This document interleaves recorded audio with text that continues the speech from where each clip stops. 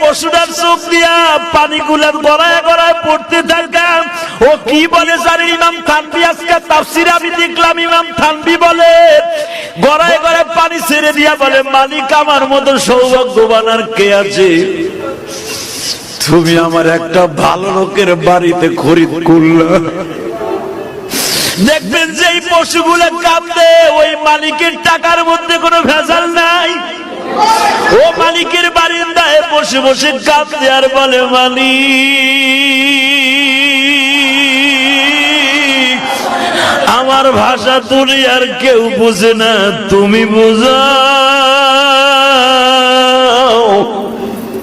দেখবা কোরবানির একদিন আগে ওর মুখে কোনো খাবার দেয় না, যত দামি দামি খাবার দাও না কিন্তু খায় না, খোল ভুসি দাও খায় না, তাজা ঘাস দাও খায় না।